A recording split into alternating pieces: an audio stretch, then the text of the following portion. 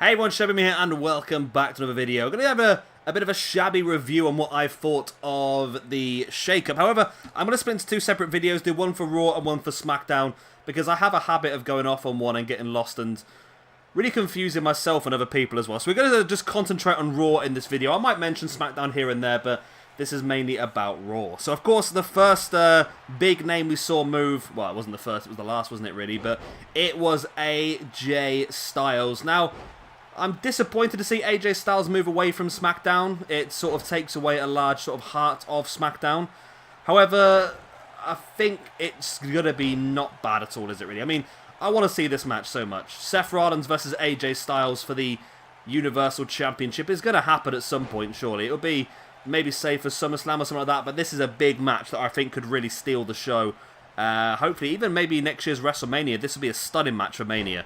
I'd love to see this. Now, like I said, it is a big loss for SmackDown. However, I think it's a massive, massive gain for Raw. Vince must have seen how much of a draw he was and decided to bring him over to Raw to try and help Raw out, because Raw's been struggling compared to SmackDown for a while now, and AJ Styles is a large part of that. So next up we saw The Miz, which was always an obvious trade. It was always going to happen. They had to move The Miz on away from Shane after the WrestleMania match. Otherwise, that feud was just going to get messy and just continue on for another year. So it was a smart move. It's a good move for Raw. Once again, it gives them a bit more of a mid-card talent. Someone who can potentially go for the United States Championship, which we'll talk about a little bit later on, because that'll... Or I can talk about that now, actually, because Finn Balor, of course, moved to SmackDown with the Intercontinental Championship. By all accounts, Samoa Joe was backstage and ready to make his Raw debut. However, he came down with quite a severe illness at the last minute, so that was not actually confirmed. But however, it is going to be, isn't it? And of course, with Finn Balor moving with the IC Championship to SmackDown, there's no way that Joe's not going to move to Raw. So, Joe will move to Raw, I would imagine, next week with the United States Championship. And I think that The Miz is someone who could have a good shout at a feud against him. The Miz, obviously fantastic on the mic. Pretty simple in... Oh my god, that was brutal. Pretty simple in-ring competitor, but a good steady hand is what you need. Next up then is Ricochet and Aleister Black. Now I'm hoping these two... I mean, I love these two as individual wrestlers. I'm a massive fan of the pair of them. But I'm hoping the tag team doesn't continue for too much longer, because I want to see them both do their own thing. I mean, they're both fantastic wrestlers, like I said, and I feel like they both could be potential world champions. I'd like to see maybe Ricochet go after the United States Championship against Samoa Joe, and Aleister Black fight maybe the main event again. Aleister Black versus Seth Rollins, Aleister Black versus AJ Styles sound like two incredible matches. I can't wait. And Ricochet versus the pair of these two sound like incredible matches that I can't wait to see. So the sooner they get away from this tag team division, the better for me, to be honest. Next up then were, oh my god, the Viking Experience. The OAP Day Out Bus Trip. It's great to see them on Raw. It's a bit messy considering they're the NXT Tag Team Champions, because it almost guarantees us now that they will lose the NXT Tag Team Championships at the next TakeOver, which does ruin TakeOver a bit for me. However, it is a great asset to the Raw Tag Team division. They did need it.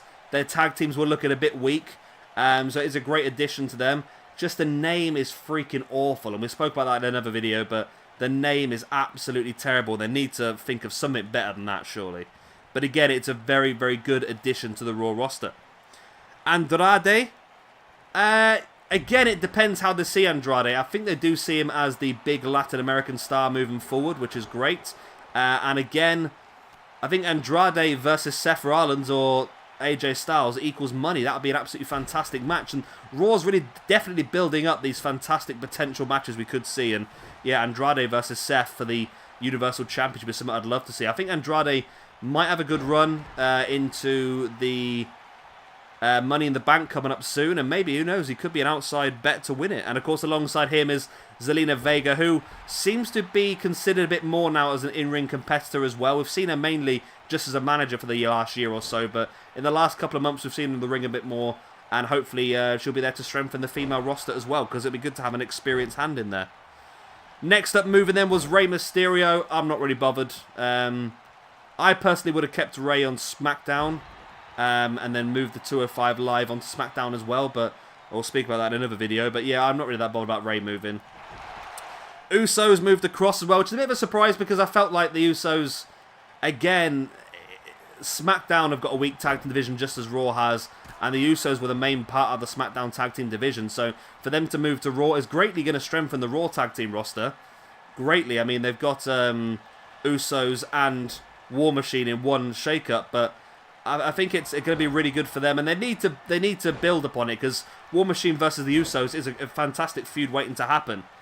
So yeah, we'll have to see how that pans out, but again, I'm not really that bothered about the Usos, to be honest, but they are a strong tag team to add to the Raw roster. Next up, Naomi probably moved because the Usos moved. Of course, she's married to one of the Usos. I can't remember which one. I'm not really that bothered.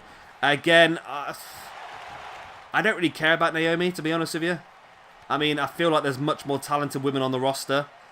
She's been moaning a lot on Twitter recently about being held back and not having this and not having that and all that sort of stuff. But say I'm not really that bothered, and we'll have to wait and see how it pans out, to be honest. But yeah, whatever.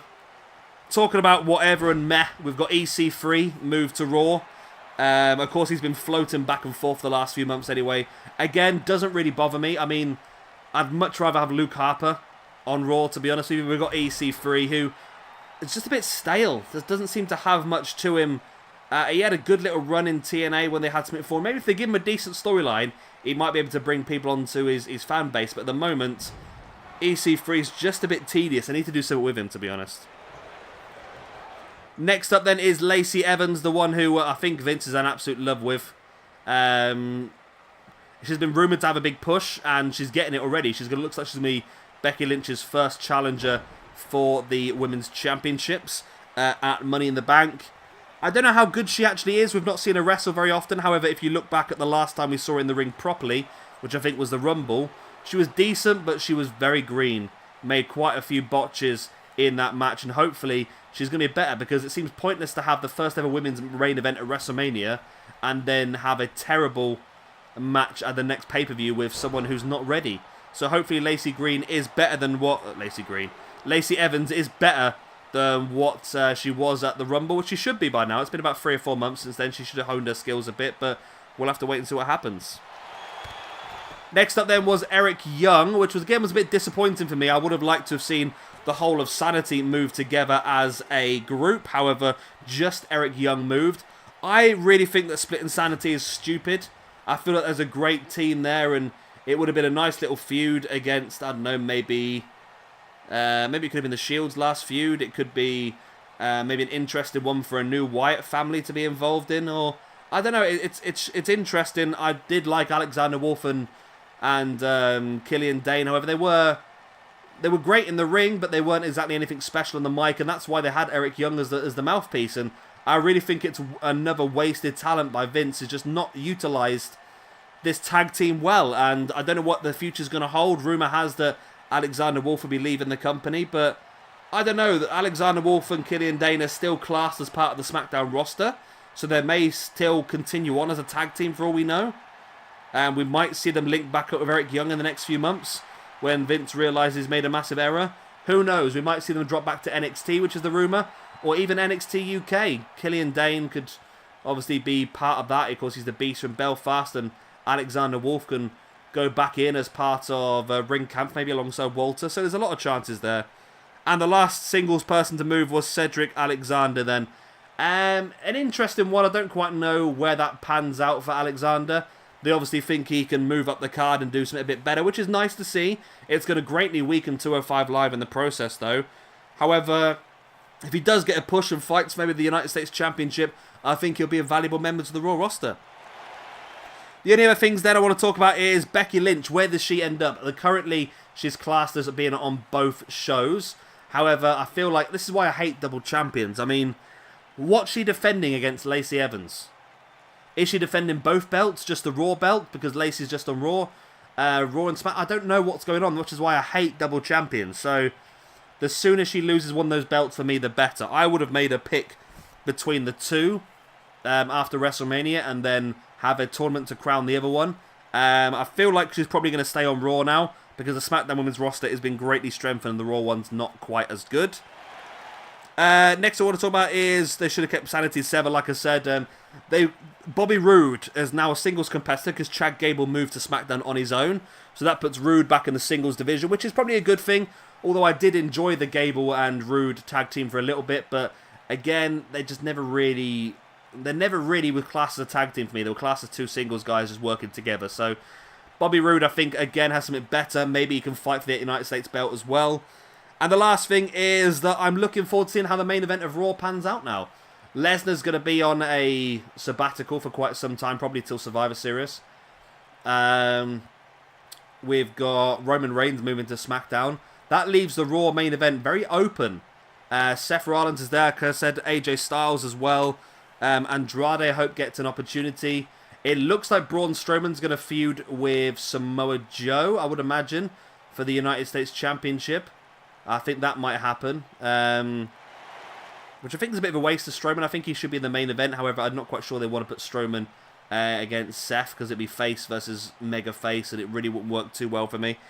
But yeah, I'm really interested to see how the Raw main event championship is going to pan out. And we'll find out on the next episode coming in a few days' time just who the first real contenders are going to be. Of course, we've got Money in the Bank coming up this month as well. So yeah, I'm really interested to see how Raw is going to push forward. I'd like to see a Raw and SmackDown separate Money in the Bank, but I can't say it's going to happen. There'll be a men and a women, wouldn't there, separately. But yeah, I think it's going to be interesting. I think we want to see how it pans out. I think the Shakeup went pretty well for both brands. And yeah, I'm just interested to see how things pan out now. And in the future, I'm pretty optimistic. And we'll have to see if my optimism is matched by results. Anyway, that's the end of this video. Hope you have enjoyed it. Of course, if you have, then please do hit a like and, of course, subscribe if you want to see some more. We'll be back in a few minutes' time when I talk about the SmackDown guys that have moved as part of the Shakeup. I hope to see you all there. Bye.